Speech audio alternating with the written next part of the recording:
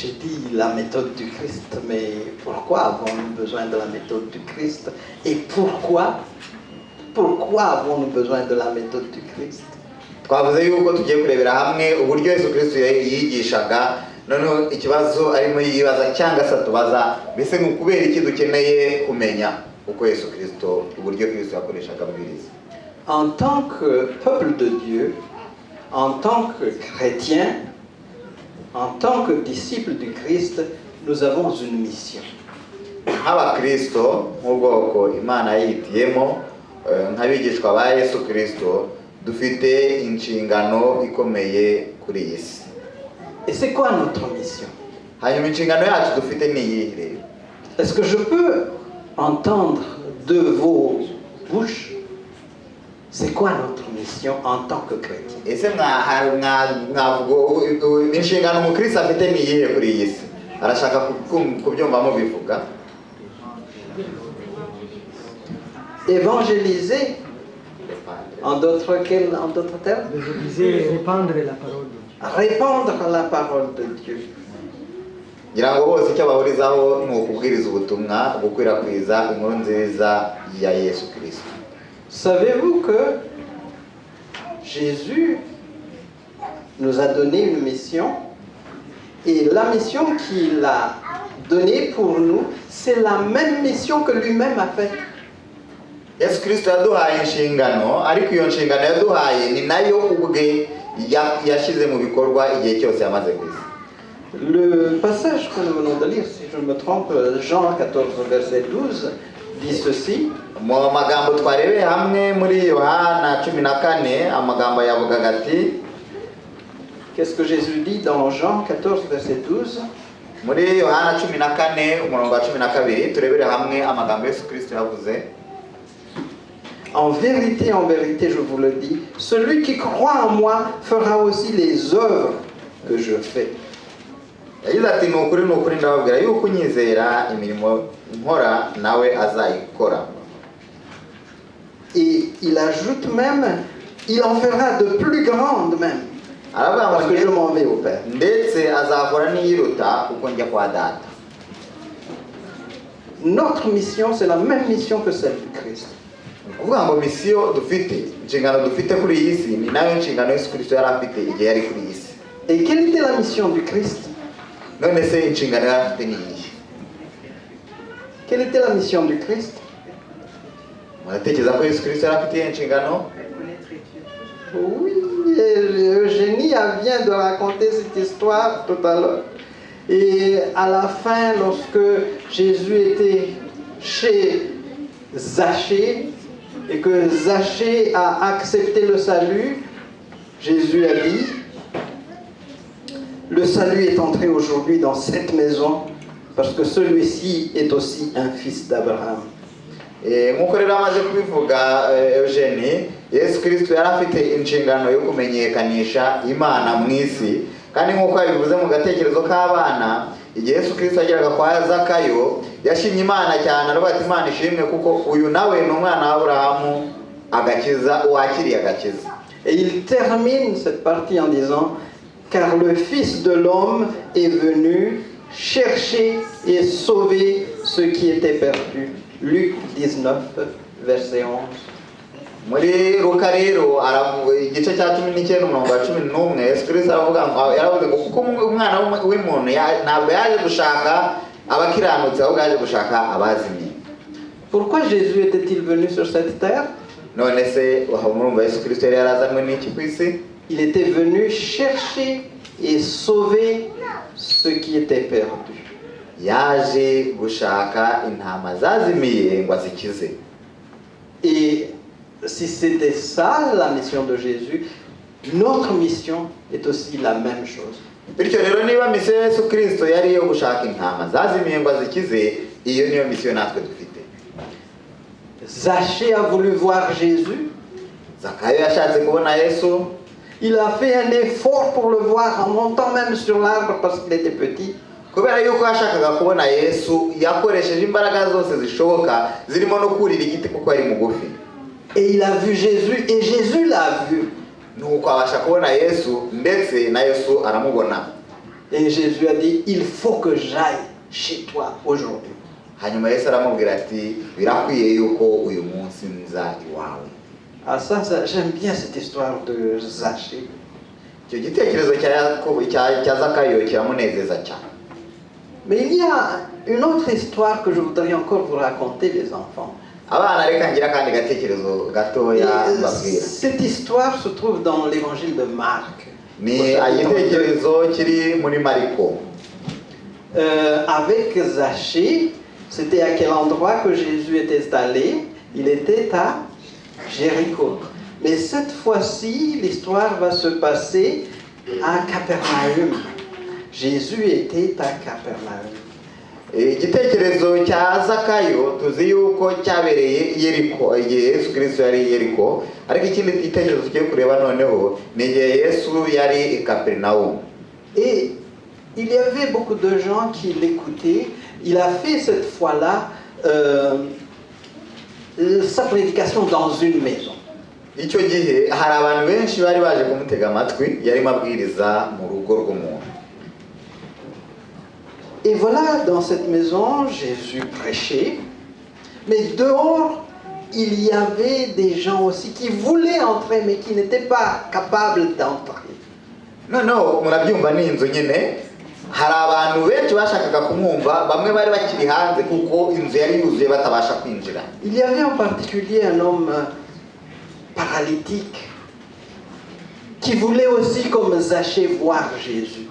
Hanyuma muri abo bantu rero harimo umuntu wari wararwaye paralizi washakaga kureba Yesu Kristo. Mais comme il est paralysé, comme sa maladie le dit, il ne pouvait pas bouger.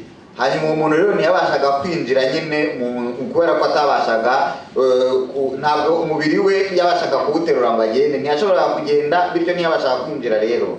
Et ses amis, lorsqu'ils ont appris que celui-là, il voulait aussi voir Jésus, ils ont dit, il faut qu'on l'aide à voir Jésus. Hanyuma rero kuko abamurebaga babonaga koko akeneye kureba Yesu, baravuga bati umuntu uwamufasha. Et savez-vous quelle était la stratégie qu'ils ont élaborée? Noneho aba bantu babigenje bate rero kugira ngo bafashe uyu muntu kureba Yesu. Ils étaient montés sur le toit de la maison où Jésus prêchait. Abo bantu bagerageje kurira igisenge cy'inzu Yesu Kristo yarimo abwirizamo. Et ce qu'ils ont fait, ils ont percé le toit de la maison. Noneho bacukura igisenge cy'inzu. Et ils ont amené leur ami et ils ont fait descendre leur ami par le toit de la maison jusqu'auprès de Jésus. Noneho bamaze gupfumura rero ugurumva noneho bari bari hejuru ya Yesu, noneho bamanura cya kimuga bakigeza hasi imbere ya Yesu Kristo. Vous pouvez imaginer quel dégât ces gars-là ont fait. Muri kugerageza kumva ishyano ryari ryaguye ahangaha. Et moi je crois que après que cet homme était amené auprès de Jésus, après que la réunion était terminée, le maître de la maison va leur dire, écoutez les gars, il faut que vous réparez le toit de ma maison. Nimwagerageza kwiyumvisha uko byagenze igihe amateraniro yararangiye, abo bantu bamaze kubwirizwa Yesu agiye, ntabwo mwumva ko nyiri urugo yagombye ko yaragiye kureba bagatwumvikane rero, inzu yanjye mwayipfumuye mugomba kuyisana.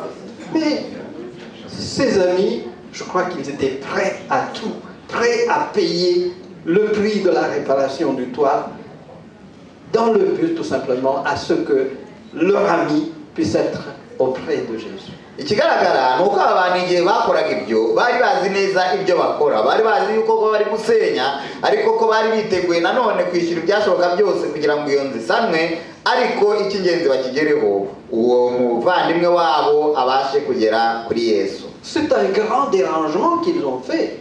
Ibintu bakoze namwe murabibona yuko bakoze amakosa Parce que akomeye. c'est sûr, lorsqu'ils ont percé le toit, il allait y avoir beaucoup de poussière qui descendait jusque sur la tête des gens qui étaient autour de Jésus. Ngira ngo murumva ko igihe barimo bari gupfumura iyo nzu hari ibintu byinshi byamanukaga, hari ivumbi, murumva uko byagendaga, abantu bari bari hasi ibyo barimo bakira biturutse hejuru yabo. Mais ils ne s'en faisaient pas. Il le faisait toujours, il le fait descendre par le toit. ariko abo bantu bo ibyo ntacyo byari bibabwiye. Icyari ingenzi ni uko uburyo buri bunyurwemo bwose uwo muntu abasha kugera kuri Yesu Kristo. Et je me pose la question, qu'est-ce que Jésus allait dire? Jésus aurait pu dire, mais les amis, vous me dérangez. Iyo umuntu agerageje gutekereza aravuga igihe Yesu Kristo yumvaga abantu bari gusenya hejuru aho ngaho yaba yaravuze ngo iki se namutekereza ko yaba yarabwiye ati ariko bite ko murimo mutuderanja. Regardez le dégât que vous faites. Ntabwo muri kubona amakosa murimo mukora hejuru aho ngaho. Mais Jésus n'a pas dit cela. Ariko Yesu Kristo ntabwo yavuze atyo. Lorsque le malade était descendu jusqu'auprès de lui, Igihe Yesu Kristo uwo murwayi yari amaze kumanuka amugezeho, qu'est-ce qu'il a dit? yavuze ngo iki Au Yesu? verset 5 de ce Marc 2, il a dit, mon enfant, tes péchés sont pardonnés. Yaravuze ngo mwana wanjye ibyaha byawe urabibabariwe. Quelle gentillesse de la part de Jésus. Se nimubona ko Yesu Kristo ari umuntu mwiza? Jésus ne refuse pas quelqu'un qui vient auprès de lui ou qu'on amène auprès de lui. Yesu Kristo ntabwo ajya aheza umuntu uje amusanga ndetse n'iyo yaba asanwe n'abandi. Et qu'est-ce qu'il a fait avec ce monsieur? Il l'a guéri. Icyo Yesu Kristo yakoze icyo gihe nuko yakijije icyo kirema. Pourquoi je vous raconte cette histoire? Ese ni ukubera iki nahisemo kubabwira iki gitekerezo? On nous a donné la mission d'amener les gens aussi auprès de Jésus. Nuko dufite inshingano yo kuzana abantu kuri Yesu. Il y en a qui peuvent venir directement auprès de lui.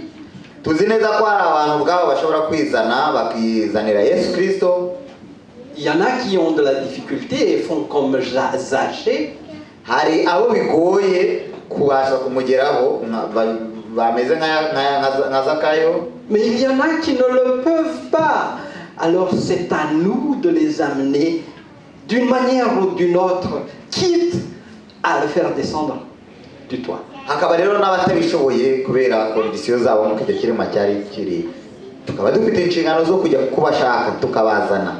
Tukabageza kuri Yesu kabone nubwo byadusaba gupfumura igisenge. Sommes-nous prêts à faire comme ces gens-là, à amener nos amis auprès de Jésus? Ese turiteguye kubigenza nka bariya bavandimwe bavuze bati uko byagenda kose turajyana umuvandimwe kuri Yesu? Il y en a beaucoup de nos proches qui sont encore loin de Jésus. Mu bavandimwe bacu badukikije harimo benshi cyane bakiri kure ya Yesu. Nos parents, nos amis, nos collègues d'école ou de travail. Comment est-ce que nous allons les amener auprès de Jésus? Tutagiye kure cyane hari abana bacu, hari ababyeyi bacu, hari abavandimwe bacu, hari abaturanyi, hari abo dukorana, hari abo twigana, mbese twakora iki kugira ngo tubazane kuri Yesu? Il faut que nous cherchions la bonne méthode. Dukeneye kumenya uburyo bwiza bwo kubikoramo. Quitte à emprunter la méthode de ces personnes qui ont fait descendre la personne du toit. Uburyo bwiza rero harimo n'ubwo ngo abo bagabo bakoresheje bwo gupfumura igisenge kugira ngo umuntu agere kuri Yesu. Mais la meilleure méthode, c'est la méthode de Jésus. Niyo mpamvu rero tugomba kuzirikana ko uburyo bwiza kurusha ubundi ari uburyo bwa Yesu Kristo. Jésus est le spécialiste de l'évangélisation. Aha twavuga yuko Yesu Kristo yari inzobere mu by'ivugabutumwa. Quand nous avons des problèmes, nous ne devons pas tout simplement consulter nos amis, mais quand le problème est sérieux, il faut que nous consultions un spécialiste. Niyo mpamvu igihe dufite ibibazo bitandukanye ni byiza yenda ko tugisha inama abavandimwe bacu bagenzi bacu, ariko dukwiye kugenda mbere na mbere tugasanga inzobere. Ces derniers temps, j'avais des problèmes avec mon ordinateur. Mu bihe bishize yari afite ibibazo, ordinateur yari ifite utubazo. Puis j'ai dû consulter des spécialistes. Byabaye ngombwa kugenzura ko yifashisha l'informaticien. On ne pouvait rien faire sur l'ordinateur, mais on devait faire sortir le disque dur pour pouvoir récupérer au moins les fichiers qui sont dedans. ukuvuga ngo byaragaragaye ko ntacyo bari bakiramira kuri iyo ordinateur, ariko nibura byasaba ko bakoramo disque dur bakabasha kuramira ibyari byanditse bibitseho. Et lorsque j'ai mis le disque dur de mon ordinateur sur un autre ordinateur, j'ai pas pu ouvrir les fichiers dans le disque. noneho igihe yakuragamo disque ayishyize kuri ordinateur yindi ngo agerageze gufungura biranga, ntiyabasha gufungura ibyari biri kuri iyo disque. J'ai demandé à quelqu'un qui connaît bien l'ordinateur, mais il n'a pas pu ouvrir, je ne sais pas pourquoi. noneho abaza rero umuntu wari uzi neza ibyerekeranye na za ordinateur, ariko nawe agerageje kumufasha n'ibyakora. Alors je me suis dit, il faudra que je consulte un spécialiste, un informaticien véritable. aho rero nawe yavuze ati ubu ngubu ibyo ngewe ngerageza cyangwa ibyo bagenzi banjye bagerageza bazi ibya ordinateur byarangiye, ubu noneho ni ugushaka inzobere mu bya informatique. Et c'est le nom de mon fils qui était venu dans mon esprit. noneho ahita atekereza ku mwana we, ku muhungu we, Je l'ai appelé, aramuhamagara. je lui ai dit, tout, j'ai un problème. Tout est le nom de mon fils. J'ai un problème, est-ce que tu peux m'aider? Il y a d'autres personnes qui ont essayé, mais ils n'ont pas pu. noneho ahamagara rero umuhungu we mu izina rye, aramubaza ati se wamfasha ko ibyanjye bya ordinateur yanjye. Puis il me dit, c'est quoi le problème? aravuga ati ni ikihe kibazo kirimo. Je lui ai expliqué. amusobanurira byose. Puis savez-vous, en moins de 5 minutes, au téléphone, il m'a dit ce que je devais faire et le problème était résolu. noneho mu minota iri munsi y'itanu bari kuri telefone batari kumwe, yari yarangiye kumubwira ibyo akora, ordinateur yari yakize. Quand nous nous approchons de spécialistes et que nous mettons en pratique la méthode que le spécialiste nous dit de faire, nous allons réussir. ni ukuvuga ngo iyo dusanze inzobere tukazisaba inama kandi izo nama tukazishyira mu bikorwa, byanga bikunda ibintu bigenda neza. Et en matière du salut des âmes, en matière d'évangélisation, qui est le spécialiste? noneho rero ku byerekeranye no gukiza imitima, mu byerekeranye n'ivugabutumwa, ninde nzobere dukwiye gusanga? C'est Jésus. Yesu Kristo wenyine. Et si nous utilisons la méthode que Jésus nous préconise, nous allons avoir du succès. noneho rero igihe cyose tuzakoresha uburyo Yesu Kristo atubwira, byanga bikunda tuzabasha kugera ku cyo tugambiriye. Et durant cette semaine de prière que nous allons avoir à partir du 29 novembre, nous allons étudier cette méthode de Jésus. hanyuma rero muri kiriya cyumweru cyo kuva ku ya 29 z'ukwa 11 kugera kuri 6 z'ukwa 12 tuzaba twiga ubwo buryo Yesu Kristo mu nzobere atubwira dukwiye gukoresha. Mais je ne vais pas vous faire attendre pour la semaine prochaine avant de vous dire qu'est-ce que c'est que cette méthode du Christ.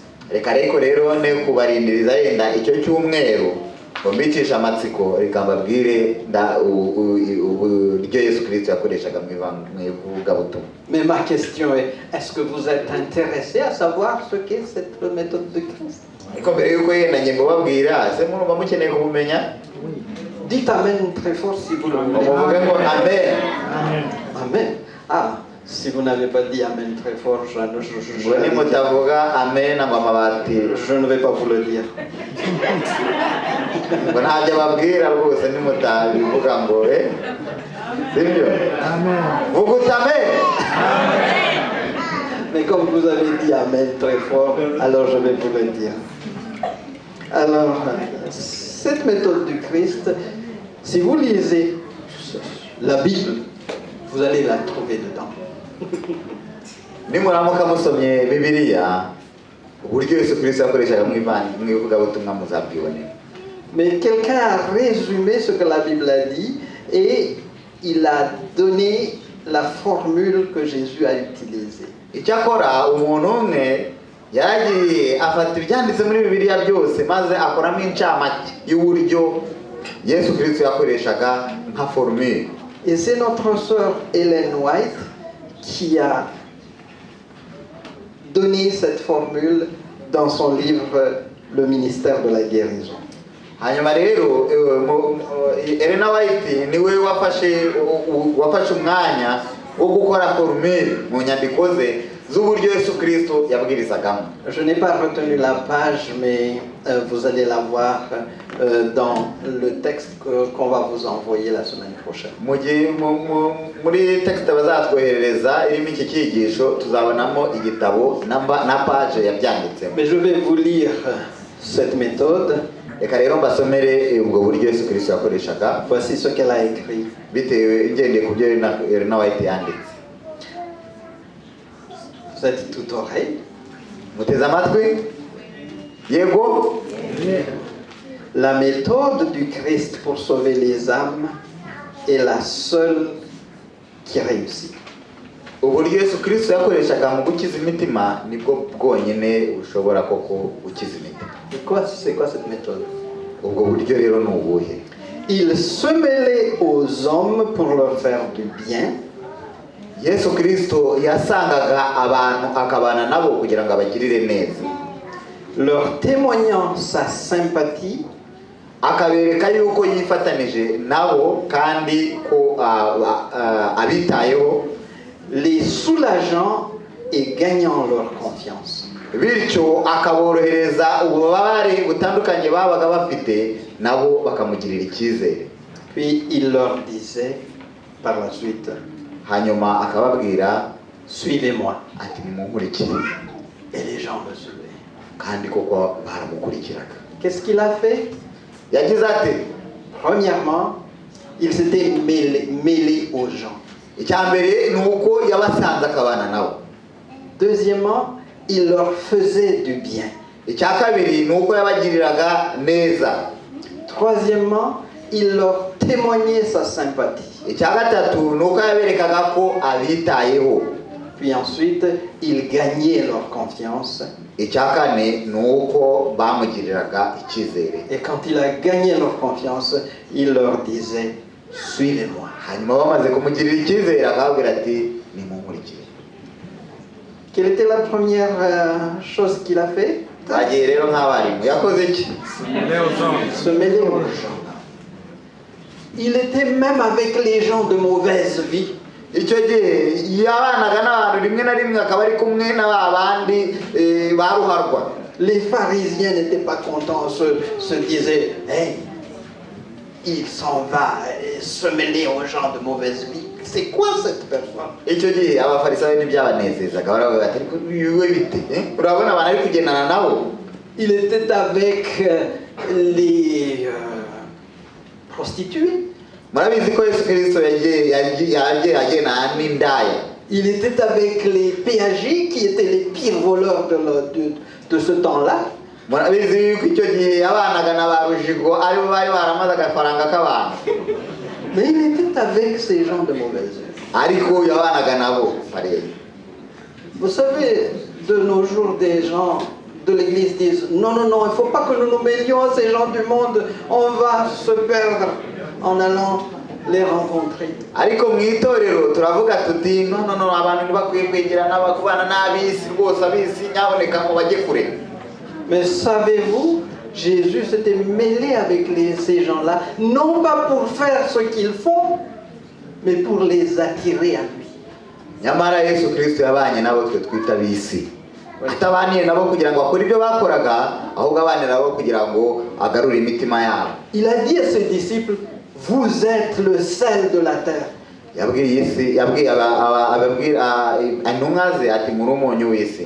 Qu'est-ce qu'on fait avec le sel? On le met dans la nourriture.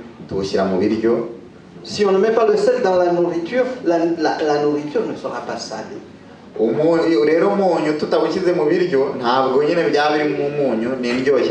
Et le sel donne le bon goût à la nourriture. Et Jésus a dit, vous êtes le sel de la terre. Nous ne pouvons pas réussir si nous ne nous mêlons pas. Nous ne pouvons pas transmettre le bon goût de l'évangile aux gens qui sont autour de nous si nous ne nous mêlons pas avec eux. Nkuko umunyu wivanga n'ibiryo ntabwo dushobora kubasha kugarura Yesu Kristo imitima tutabanye nabo ngabo nyine bayobye. No kuvuga yuko tugomba kwivanga nabo kugira ngo tubashe kubagarura. Jésus a dit, dans sa prière, je ne te prie pas, Père, de les ôter du monde, mais de les préserver du mal. Yesu Kristo nawe ubwo yasengaga muri Yohana yaravuze ngo Mana ntabwo nifuza ko bakura mu isi ahubwo ndifuza yuko ubarindira. Ils sont dans le monde, mais ils ne sont pas du monde. Bari mu isi ariko ntabwo ari ab'isi. Et je dis cela aux jeunes. La plupart des temps, les jeunes se mêlent au monde et c'est le monde qui les amène chez eux, mais pas eux qui amènent le monde au Christ. Ibi ngibi akunda kubibwira urubyiruko cyane kuko urubyiruko rwivanga n'ab'isi. Ariko urubyiruko rwo mu itorero rw'ibanze n'ab'isi ntabwo ruzana ab'isi kuri Yesu, ahubwo ab'isi babijyana mu isi. Nous sommes appelés à aller dans le monde, non pas pour nous mettre avec le monde et vivre comme le monde, mais pour amener le monde à Jésus. Rero twe turasabwa gusanga ab'isi tukabana nabo ariko tutagiye kugira ngo dukore ibyo bakora cyangwa ngo tujyane n'abiyo bajya, ahubwo kugira ngo tubagarure kuri Yesu. Première chose que Jésus a fait, il s'est mêlé aux gens. Deuxième chose qu'il a fait, il leur faisait du bien. Cya mbere twabonye yuko Kristo yasanze abantu, cya kabiri akabagirira neza. Est-ce que nous nous mêlons aux gens pour leur faire du bien ou est-ce que nous nous mêlons aux gens pour profiter de ces gens? Ariko noneho twibaza iki ngiki, iyo dusanze abantu kubana nabo, ese tubanira nabo kugira ngo tubazanire Yesu Kristo cyangwa tubanira nabo kugira ngo tubungukeho? Et là je pose la question sérieusement, quel bien faisons-nous aux gens qui sont autour d'eux? Reka rero twibaze iki kibazo kandi tugishyizeho umutima. Ni iki dukorera abandi twumva ari cyiza? Je n'ai pas le temps et je vais aussi laisser au texte de la semaine de prière d'aller dans les détails, mais je voudrais juste vous dire que Jésus faisait du bien aux gens avec qui il se mêlait. Igihe nikibitwemerera ariko n'ubundi nta nubwo bivugaho byinshi kuko tuzabireba mu cyumweru cyose cyo gusenga, ariko ibyo nashaka kugira ngo mbabwire uyu munsi nuko Yesu Kristo yagiriraga neza abo yasangaga. Dans le texte de la semaine de prière, vous allez trouver beaucoup de moyens pour vous mêler aux gens. Muri kiriya cyumweru ubwo tuzaba twiga tuzabona uburyo bwinshi twakoresha kugira ngo dusange abantu. La troisième chose qu'il a faite, qu'est-ce qu'il a fait? Il leur témoignait sa sympathie. Icya gatatu yakoraga nuko yerekaga abantu yuko abitayeho, ko yitaye ku bibazo byabo no ku byishimo byabo muri rusange. Nous ne pouvons pas témoigner de sympathie aux gens, les amis, si nous n'avons pas de l'amour pour ces gens-là. Ntabwo rero ushobora kwereka umuntu uko umwitayeho utamukunze, ntibibaho. L'autre jour, j'avais besoin de sympathie. Hari igihe runaka yumvaga pastor akeneye bose ko abantu bamwereka ko bamwitayeho. Je devais changer mes pneus d'hiver. Je devais poser mes pneus d'hiver. Icyo gihe yashakaga guhindura amapine ngo ashyiramo amapine ya hiver. Parce que mercredi matin, j'avais un voyage que je devais faire. Mais mardi soir, mes pneus n'étaient pas encore changés. J'étais allé au garage. Icyo gihe rero hari kuwa kabiri nimugoroba agomba kugera urugendo kwa gatatu amapine ya hiver atarahindurwa, ubwo yagombaga nyine kwitabaza garage. J'étais à quelques minutes de la fermeture du garage. Kandi garage yarasigaye iminota mike gusa ngo rifunge. Quand j'ai terminé de faire l'achat des pneus, j'ai dit au garagiste, noneho igihe yari amaze kugura amapine abwira umukozi w'igaraje, est-ce que vous pouvez poser mes pneus maintenant? aramubwira ati se mwafasha mukanshyiramo n'aya mapine? Avec le temps qui restait, c'est presque impossible. Mu gihe cyari gisigaye kugira ngo igaraje rifunge ntabwo byashobokaga urebye. Puis le garagiste me regardait. Hanyuma rero uwo muntu wo ku igaraje aramureba. Savez-vous ce qu'il m'a dit? Muri ashobora gutekereza icyo yaba yaramubwiye. Monsieur Razakari, je vous aime beaucoup. Aramubwira ati Razakari ndagukunda cyane. Je vais trouver du temps pour poser vos pneus maintenant. Yiye gufata kubona umwanya rwose wo kubishyiramo amapine yawe ubu. Et là, ça m'a touché le cœur. Icyo gihe rero mwumva yuko byamukoze ku mutima. cette personne-là avait de la sympathie pour moi. uriya muntu yeretse Zakariya ko amwitayeho rwose. Mais nous ne pouvons pas, j'ai dit tout à l'heure, nous ne pouvons pas avoir la sympathie pour les autres si nous n'avons pas de l'amour pour eux. Cyakora kuko nabivuze mu kanya ntabwo ushobora kwita ku muntu utamukunda. Et cette personne a exprimé explicitement son amour pour moi. Monsieur Razakari, je vous aime bien. Hanyuma uyu muntu we nta nubwo gusa yamweretse ko amwitayeho, yaranabimubwiye yuko amukunda, aramubwira ati Zakariya ndagukunda. Et c'est la méthode de Jésus, les amis. Il témoignait sa sympathie à l'égard des autres parce qu'il les aimait. Nguko rero uko Yesu Kristo yagenzaga abantu yahuye nabo bose, yagiye abereka ko abitayeho kuko yabakundaga. Et quand il témoignait sa sympathie, qu'est-ce que cela a fait pour les autres? Hanyuma rero iyo yerekaga abantu ko abitayeho byagendaga bite? Ça a créé la confiance. Byatumaga bamugirira icyizere. Et l'étape suivante, Jésus a gagné la confiance de ces gens. Abo bantu rero kubera yuko Yesu Kristo bamwizeye, bamugiriye icyizere, birumvikana noneho yuko ibindi byose byashoboraga gukurikiraho. Est-ce que les gens ont confiance en nous? Twibaze ese abantu batugirira Est-ce que nous icyizere? pouvons gagner la confiance des gens? Ese hari icyo dushobora gukora kugira ngo abantu batugirire icyizere? Nous ne pouvons pas l'avoir si nous ne suivons pas ces étapes. Ntabwo tubasha, abantu ntibashobora kutugirira icyizere tutanyuze kuri ziriya nzego uko ari eshatu. Quelles étaient les 3 premières étapes? Inzego eshatu za mbere zabanje ni izihe? Se mêler aux gens. Deuxièmement, leur faire du bien. Troisièmement, témoigner de la sympathie. Et ensuite, on va gagner leur confiance. Inzego uko ari eshatu nk'uko mumaze kubyivugira, ya mbere ni uko tugomba gusanga abantu tukabagirira neza, tukabereka ko tubitayeho, ubundi bakatugirira. Et quand Jésus a gagné leur confiance, qu'est-ce qu'il leur a dit? Hanyuma Yesu Kristo amaze kubona yuko bamufitiye icyizere, byagenze bite? Il leur a dit, suivez-moi. Arababwira ngo nimunkurikire. Et les gens l'ont suivi. Hanyuma rero abantu baramukurikira. Les amis, c'est ça la méthode du Christ. Ngubwo rero uburyo Yesu Kristo yakoresheje abwiriza abavandimwe. Et la méthode du Christ, avons-nous dit tout à l'heure, c'est la meilleure en matière d'évangélisation. Kandi nk'uko twabivuze mu kanya, uburyo Yesu Kristo yakoreshaga nibwo buryo bwa mbere bwiza mu ibwirizabutumwa. Mais cette méthode du Christ est inutile si nous ne la mettons pas en pratique. Icyakora kumenya uburyo yakoreshaga ntibihagije tutabasha kubushyira mu bikorwa. L'apôtre Jacques a dit, mettez en pratique la parole et ne vous bornez pas à l'écouter en vous trompant vous-même. Ntumwa Petero yaravuze ngo mubushyire mwumve ubutumwa bwiza kandi mubushyire mu bikorwa, aho kugira ngo mwibeshye mwebwe ubwanyu yuko hari icyo bubamariye. Alors, aujourd'hui, pour terminer, je vous dis, nous avons une mission. Rero mbere yuko nsoza uyu munsi ndagira ngo mbabwire yuko dufite Notre mission est la même que celle du Christ. Ubu dufite inshingano nk'iyo Yesu Kristo nawe yari afite. Chercher et sauver ceux qui sont perdus. Gushaka imitima yayobye tukayigarura ku Mana. Jésus nous donne sa méthode. Yesu Kristo atwereka uburyo bwe.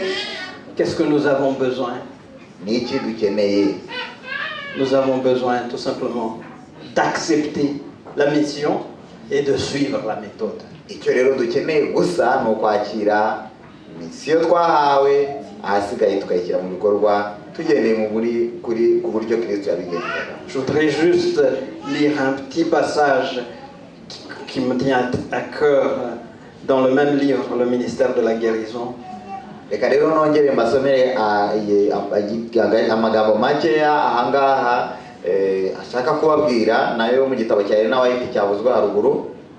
Ce passage dit: à tous ceux qui se consacrent sans réserve à son service, ngo abitangira umurimo bose babishyizeho umutima, le Seigneur donne le pouvoir d'obtenir des résultats illimités. Imana ibaha ubushobozi bwo kubasha kubigeraho bakabona umusaruro utagira ikigero. Il accomplira de grandes choses par eux et pour eux. Niyo mpamvu Imana izabakoresha umurimo ukomeye kandi nabo ubwabo bikabagirira akamaro. Frères et sœurs, voulons-nous nous consacrer aujourd'hui entièrement, sans réserve, au service du Seigneur? Ese bavandimwe twiteguye kwitangira umurimo w'Imana tubishyizeho umutima wose? Si tel est le cas, assurons-nous, soyons persuadés que le Seigneur va nous permettre d'obtenir des résultats qui dépassent notre imagination. Niba ari uko nguko bimeze, nitutuze twizeye neza yuko Imana izakorera muri twe umurimo utagira akagero. Il va accomplir des grandes choses pour son Église par ses membres. Imana izakoresha abakristo umurimo ukomeye ku nyungu z'itorero ryayo.